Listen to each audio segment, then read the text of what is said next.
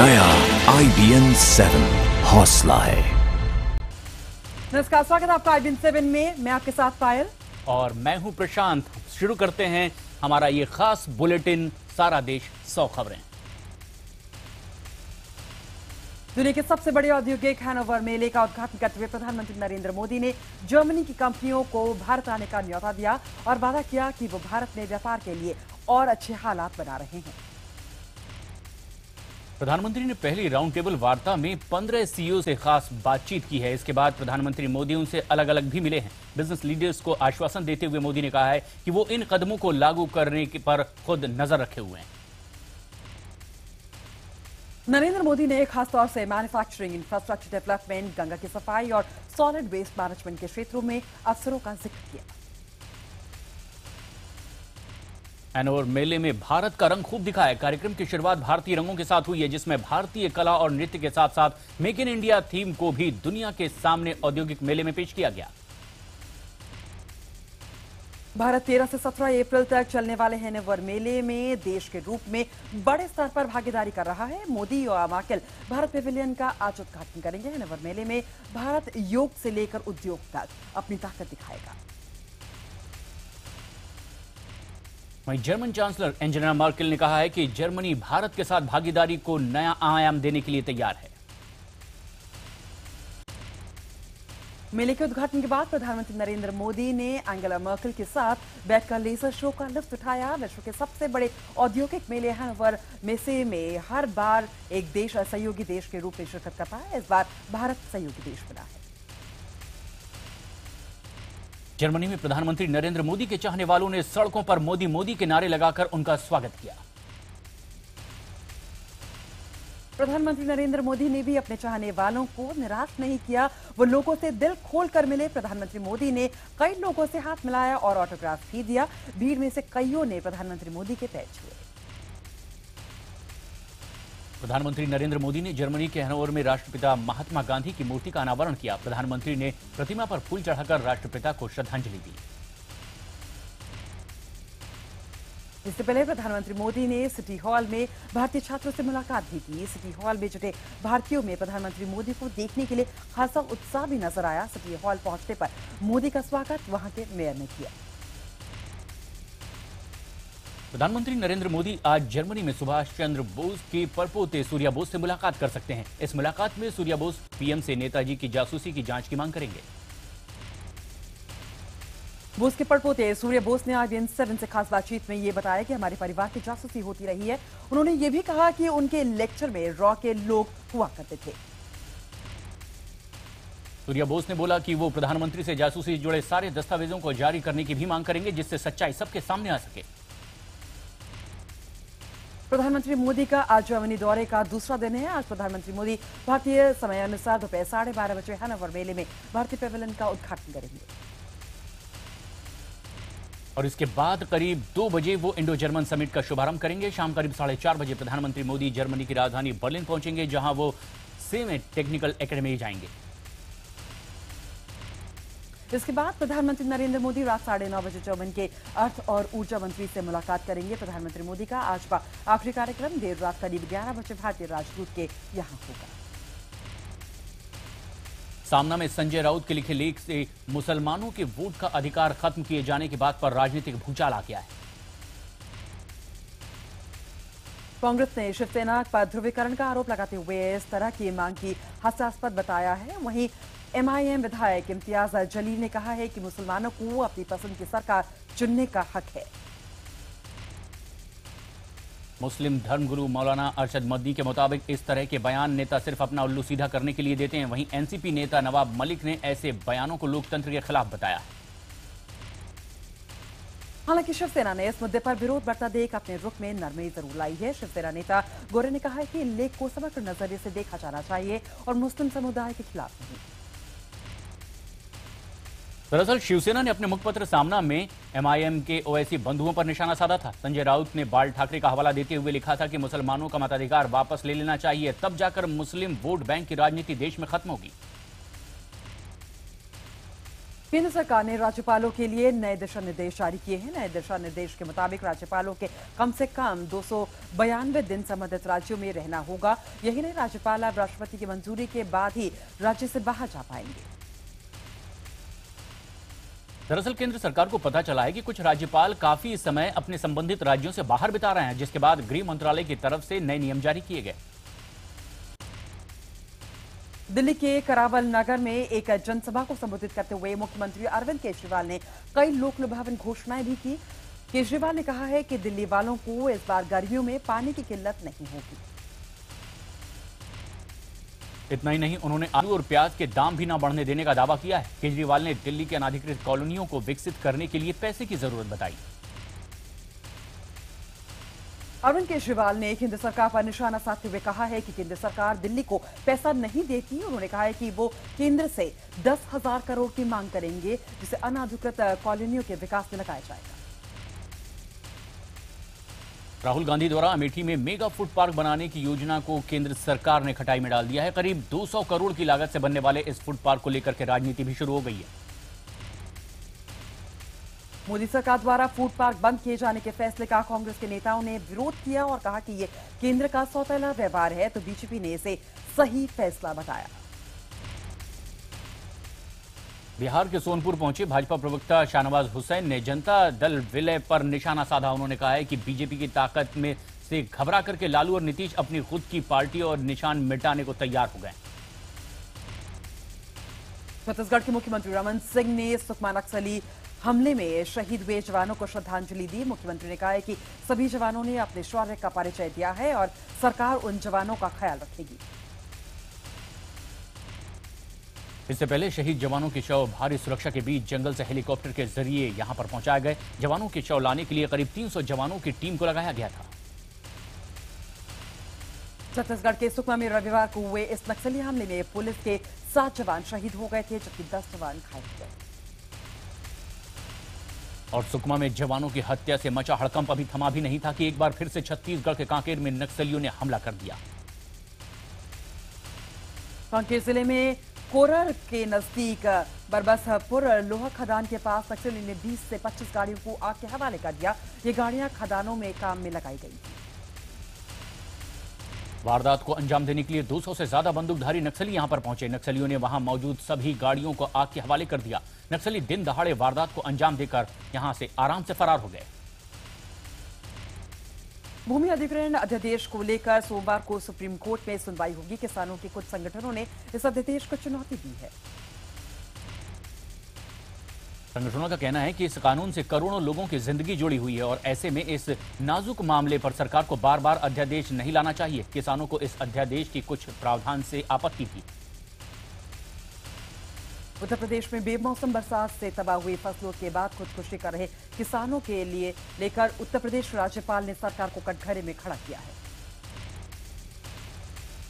प्रदेश के राज्यपाल राम नाईक ने नाराजगी व्यक्त करते हुए कहा है कि प्रदेश में फसलों की बर्बादी का सही आकलन नहीं किया गया है। उन्होंने अधिकारियों से अपील की है कि वो सही आकलन कर किसानों को उचित मुआवजा दिलवाएं। उत्तर प्रदेश के फैजाबाद में किसानों को फसल बर्बाद होने के बाद जो मुआवजा मिला उसे देखकर किसान दंग रह गए। किसानों का कहना है कि सरकार ने मुआवजे के नाम पर उनके जख्मों पर नमक छिड़का है। फैजाबाद में किसानों को मुआवजे के नाम पर 75 रुपए, 100 रुपए, 125 रुपए, 150 और 230 रुपए के चेक दिए गए हैं। अब किसान ये समझ नहीं पा रहे हैं कि इन पैसों से वो आखिर क्या करें। और यही नहीं, कई चेक ऐसे हैं जो बने हैं जिसमें पाने वाले का खेत से कोई नाता नहीं है। एक ग्राम प्रधान का कब्रिस्तान है जिसमें खेती नहीं होती, लेकिन 8 लोगों को चेक बना दिया गया है। बुंदेलखंड में किसानों को बर्बाद हुई फसलों के एवज में मिला मुआवजा किसानों के जख्मों पर नमक छिड़कने जैसा है। किसानों के मुताबिक सरकार ने सिर्फ 750 रुपए का चेक थमाकर उनके साथ मजाक किया है। किसानों ने 750 रुपए के मुआवजे को लेकर सरकार पर गंभीर सवाल उठाए। किसान सरकार से सवाल पूछ रहे हैं कि वो 750 रुपए में वो कितने दिन अपने परिवार का पेट पाल सकेंगे। उधर केंद्रीय पर्यावरण मंत्री महेश शर्मा ने भी किसानों को खुद के भरोसे रहने की सलाह दे डाली। उन्होंने कहा है कि किसानों पर भगवान की मार पड़ती है और सरकार भी इसी मार से जो रही है, तो ऐसे में उन्हें खुद पर ही भरोसा रखना चाहिए। दिल्ली के बदरपुर बॉर्डर से हरियाणा के फरीदाबाद तक सफर करने वाले यात्रियों के लिए रविवार का दिन बड़ी सौगात लेकर आया। बदरपुर से फरीदाबाद तक मेट्रो का ट्रायल किया गया। इस मौके पर मेट्रो के एमडी मंगू सिंह भी मौजूद रहे। उन्होंने बताया कि अगले 1.5 महीने तक ये ट्रायल जारी रहेगा और उसके बाद मेट्रो जनता की सेवा में समर्पित कर दिया जाएगा। मुंबई के पाली हिल इलाके में रहने वाले कई फिल्मी सितारे सड़कों पर उतरे। दरअसल पाली हिल इलाके को मुंबई नगर निगम हॉकर्स जोन बनाने जा रही है, जिसका ये 30 सितारे विरोध कर रहे हैं। विरोध में अभिनेता ऋषि कपूर, प्रेम चोपड़ा, मनीष मल्होत्रा और विशाल डडलानी सहित बॉलीवुड से जुड़े कई लोग सड़क पर उतरकर इन्होंने मार्च किया। बीजेपी के स्थानीय सांसद आशीष तिलार ने भी इन सितारों के समर्थन में सड़क पर उतर करके इनका समर्थन किया। जम्मू कश्मीर सरकार ने झेलम नदी के तट पर गैरकानूनी तरीके से बनाए गए सभी इमारतों को गिराने की मुहिम शुरू कर दी है। घाटी में पिछले साल सितंबर में आई बाढ़ के बाद जम्मू कश्मीर हाईकोर्ट ने राज्य सरकार को आदेश दिया था कि झेलम नदी के तट पर जितने भी अवैध निर्माण हैं उनको जल्द से जल्द गिरा दिया जाए ताकि झेलम नदी के तटों की मरम्मत की जा सके। पुरी के जगन्नाथ मंदिर ने सुदर्शन जी के दारू के लिए 4 नीम के पेड़ चुने हैं। ये पेड़ मंदिर से 50 किलोमीटर दूर एक गांव में है। मंदिर द्वारा इन पेड़ों को दारू चुनने के बाद इनके दर्शन के लिए दूर दूर से लोग इकट्ठा हो रहे हैं। जगन्नाथ मंदिर में इन्हीं 4 नीम के पेड़ों से 4 नई मूर्तियों का निर्माण किया जाएगा। जुलाई माह में रथ यात्रा के दिन रथ के ऊपर इन्हीं मूर्तियों का दर्शन किया जाएगा। इस दर्शन को भगवान का नवकलेवर दर्शन कहा जाता है। सुप्रीम कोर्ट ने एक ऐतिहासिक फैसला सुनाते हुए कहा है कि बिना शादी के साथ रहने वाले जोड़ों को शादीशुदा माना जाएगा। इस फैसले के तहत आदमी की मौत के बाद साथ रहने वाली महिला भी उसकी संपत्ति की हकदार होगी। छत्तीसगढ़ में छात्रों के भविष्य के साथ खिलवाड़ हो रहा है। सरगुजा विश्वविद्यालय द्वारा बीएससी सेकेंड ईयर की कॉपी जांचने के लिए कॉलेज के प्राध्यापक अमित बावरिया को भेजी गई थी, लेकिन ये कॉपियां बीएससी फाइनल की एक छात्रा के घर से बरामद की गई है। एबीवीपी की शिकायत के बाद पुलिस ने छापा मारकर ये कॉपियां बरामद की है। गृह मंत्रालय ने अपनी एक रिपोर्ट में एनजीओ ग्रीन पीस पर भारतीय चाय उद्योग को नुकसान पहुंचाने का जिम्मेदार बताया है। दरअसल ग्रीन पीस के एक रिपोर्ट में ये लिखा गया है कि भारतीय चाय उद्योग में खतरनाक कीटनाशकों का इस्तेमाल किया जा रहा है। एनजीओ ने इसकी पुष्टि के लिए कोई फॉरेंसिक एनालिसिस जारी नहीं की है। दिल्ली के सेंट स्टीफेंस कॉलेज और नेटवर्क 18 ने संयुक्त रूप से एक सराहनीय पहल की है, जिसके तहत Saint Stephen's citizenship and cultural response पर सर्टिफिकेट कोर्स आयोजन कराया जाएगा। इस मौके पर सुप्रीम कोर्ट के जज मदन बी ने सोशल जस्टिस, पीएलआई और सिविल सोसाइटी पर बात की। पटना के गांधी मैदान में चक्कर लगा रहे 2 ड्रोन कैमरों को पुलिस ने पकड़ा गया और पुलिस ने इस सिलसिले में 2 लोगों को हिरासत में भी लिया है। पटना के लांदा मेडिकल अस्पताल में उस वक्त हंगामा हो गया जब डॉक्टर की लापरवाही से अस्पताल में भर्ती महिला की मौत हो गई। मौत के बाद गुस्साए परिजनों ने अस्पताल में जमकर तोड़फोड़ की। कहते हैं कि इंसान में अगर लगन हो, नेक नियत हो तो वो क्या कुछ नहीं कर सकता, और इसी को सिद्ध करते हुए महज कक्षा 2 पास माधव दास ने एक महाकाव्य रामचरित मानस लिखा है। रामचरित मानस की तर्ज पर ही तैयार इस महाकाव्य में साहित्यकारों को हैरत कर डाला है। मशहूर गायक मीका सिंह एक बार फिर विवादों में फंसते नजर आ रहे हैं। उनके खिलाफ झगड़े और मारपीट की धाराओं में मामला दर्ज किया गया है। पुलिस ने मीका के खिलाफ धारा 342 और 323 के तहत मामला दर्ज किया है। वहीं मीका सिंह ने भी पुलिस में शिकायत दर्ज करवाई। शनिवार को एक कार्यक्रम के दौरान मीका ने स्टेज पर ही एक डॉक्टर को थप्पड़ जड़ दिया, जिसके बाद अंबेडकर मेडिकल कॉलेज में काम करने वाले साइंसदान डॉक्टर श्रीकांत ने पुलिस में शिकायत की। फिल्म अभिनेता सलमान खान के विरुद्ध चल रहे काले हिरण शिकार के मामले में आज सुनवाई होनी है। यह सुनवाई जोधपुर के सीजीएम ग्रामीण कोर्ट में होगी। इस केस में सलमान पर आर्म्स एक्ट के तहत मामला दर्ज किया गया है। सीजीएम ग्रामीण की कोर्ट में अभियोजन की ओर से 4 गवाह पेश होंगे। इन चारों की गवाही महत्वपूर्ण मानी जा रही है। वही 2 दस्तावेज जो अभियोजन की ओर से पूर्व में पेश नहीं किए जा सके थे, उनको भी आज रिकॉर्ड में पेश किया जाएगा। गवाहों की पेशी रोकने के लिए सलमान खान ने हाई कोर्ट में अपील की थी, लेकिन हाई कोर्ट ने सलमान खान की याचिका खारिज कर दी है और इसके बाद सीजेएम कोर्ट के आदेश के अनुसार अभियोजन पक्ष 4 गवाह और दस्तावेजों को पेश करेगा। नाबालिग के साथ यौन उत्पीड़न के मामले में आज आसाराम कोर्ट में पेश होंगे। जोधपुर की जिला अदालत ने आज इस केस की सुनवाई होगी। सुनवाई के दौरान सेंट्रल जेल से आसाराम को भी कोर्ट में पेश किया जाएगा। देश की राजधानी दिल्ली में एक बार फिर घरों में चोरी करके वहां आग लगाने वाला गैंग सक्रिय हो गया है। दिल्ली के न्यू उस्मानपुर के एक फ्लैट में चोरों ने लाखों रुपए पर हाथ साफ कर दिया और घर में आग लगा दी। फ्लैट के मालिक महेश अपने परिवार के साथ अपने रिश्तेदार के यहां गए थे। सुबह उन्होंने आकर देखा तो उनके घर का ताला टूटा पड़ा था और घर से नकदी, ज्वेलरी समेत टीवी, सिलेंडर गायब था। गाजियाबाद के कौशाम्बी में दिल्ली के मुख्यमंत्री अरविंद केजरीवाल के दफ्तर से कुछ दूरी पर ही बदमाशों ने 4 साल की एक बच्ची को गोली मार दी। फिलहाल बच्ची अस्पताल में भर्ती है, जहां डॉक्टर उसकी हालत खतरे से बाहर बता रहे हैं।